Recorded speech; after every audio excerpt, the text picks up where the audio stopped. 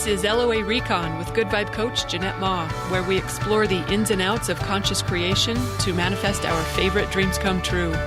Let's have some fun together.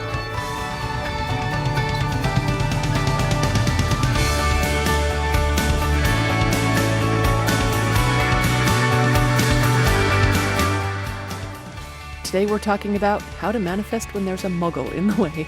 There are times when we want to use our manifesting powers to create something we want, but there's someone uncooperative standing in the way for one reason or another. Maybe we're partnered with them, or maybe it's a coworker or a decision maker who's not cooperating. For one reason or another, there's someone involved who's not LOA savvy, who seems to be foiling all our alignment efforts. Either they're being consistently negative or pessimistic, or they think hard work's the only way anything good is going to happen, or they just disregard our own guidance about how to proceed. It seems like they are ruining our manifesting party. And maybe they're doing it because they're oblivious to their creative powers, or maybe they just actively disagree with us about how reality comes about. But for one reason or another, they aren't using their creative powers in helpful ways that we can see, either because they don't know how or they don't believe they can. Like sometimes this happens when we're house hunting with a realtor who doesn't think the property that we want exists in the price range we want. Or maybe it's a doctor. In my experience, it's often been a veterinarian who says there's nothing that can be done, or that the only thing to do is this terrible sounding thing. Or sometimes it's a well-meaning friend who thinks you're being too picky about what you want in your next love interest and tells you just got to figure out what you're willing to compromise on. You know what? When I volunteered in animal rescue, I found myself working with other volunteers who had some really unhelpful thoughts and ideas about people and how they treated animals. And it's easy to see where their stories came from because we were looking at the evidence of it every day. And the truth is, I was one of those volunteers for many years who thought all those negative things until I discovered conscious creation. And then I realized I'm part of the problem. My mantra that people suck is creating more problems than it's solving. So when I changed my story, I got a new reality, but the people around me were still telling their old stories, and that seemed to get in the way of what we were trying to change. It also happened when I worked in sales, and our management team, oh my gosh, they were all gloom and doom. They were threatening us to get our acts together or we're all going to be out of jobs if we didn't pull something out of our hats. And I was like, wow, this is really not helping. Those vibrations are not how we get to a successful place. And that's not to mention that almost every boyfriend I've had has been decidedly Muggle. Decidedly. Well, you know what? I'm exaggerating because one boyfriend did convert and another one, oh my gosh. Oh, he was LOA savvy when we met, and it was a thing of beauty to experience someone who had a more extensive law of attraction library than I did. Wow. But most of the time, I've been partnered with someone who thinks you just got to face reality. You got to roll up your sleeves and get to work and speak truth to what is. So I'm saying I'm familiar with the conundrum of trying to manifest something when you've got a non-believer or a contrary energetic force, we'll call them, in the mix. I get this question from other conscious creators a lot. What to do when there's a muggle messing up the party? They're throwing out negative thoughts. They're holding unhelpful expectations. They're trying and efforting and working hard and everything else they do that contradicts what we know about how to best manifest our preferred reality. Here's what we do. First of all, you remember who you are and you remember how this works. You are a sovereign creative force. You cannot be denied or stopped. Universe doesn't stop listening to you because a muggle got in your way. It's always listening. It's always responding to whatever your vibrational instruction is. So don't give up your good vibration just because someone else isn't joining you in it. Whatever your instruction is, universe is matching it. It doesn't matter what anyone else is doing because we're each creating our own reality.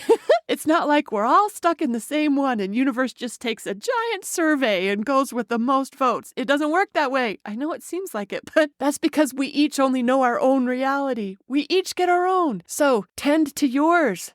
Don't mind so much what someone else is doing with theirs. Don't let them sway you.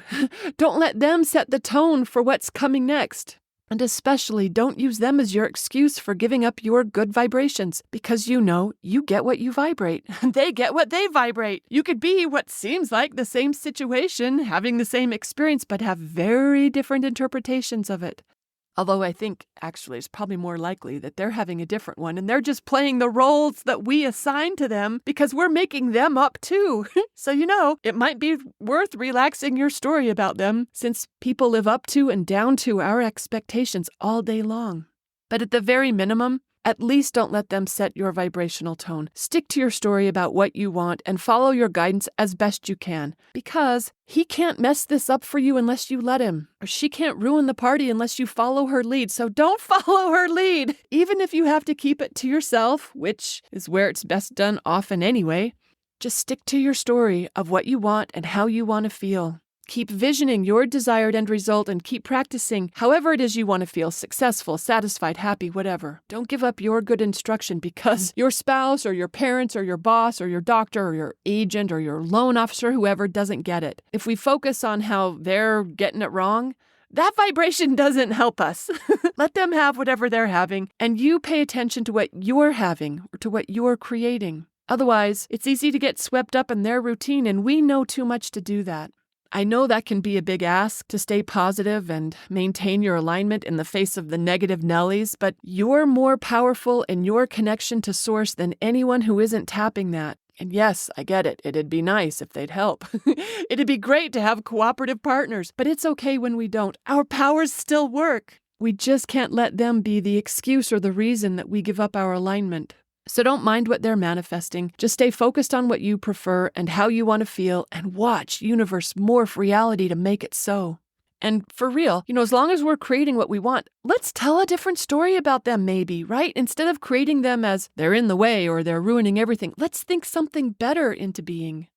Like when I realized that I was knowing rescue people to be super burned out and really fed up at the end of their rope, barely hanging on, super negative view of society and people and how we treat animals. Once I learned about law of attraction, I knew I could do better than that. I could create them differently. I could imagine them as hopeful and optimistic and well-resourced and successful and seeing progress and celebrating instead of any other version I'd been entertaining.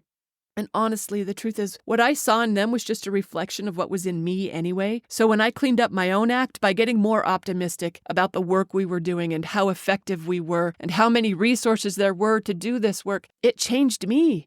And it changed what I saw and experienced. And it changed them, the ones I was doing it with. And that's just because I took responsibility for my own creation, including my fellow players. So I'm just suggesting it's worth checking your story about the Muggles who are messing it up for you. Maybe you could have a different version of them instead. Or at the very minimum, we can render them irrelevant if they're going to stay contradictory and uncooperative. So remember who you are, stick to your story, let them have it their way, or maybe be willing to relax your idea about how they are and let universe deliver on all the best thoughts and visions you hold. It's so cool when we give up our old excuses or reasons why we can't be the incredibly powerful creators we are in every moment of our lives. It's worth using that power for good. Drop me a note in the comments below if you've got thoughts on this subject. Thanks for listening, everyone, and happy manifesting.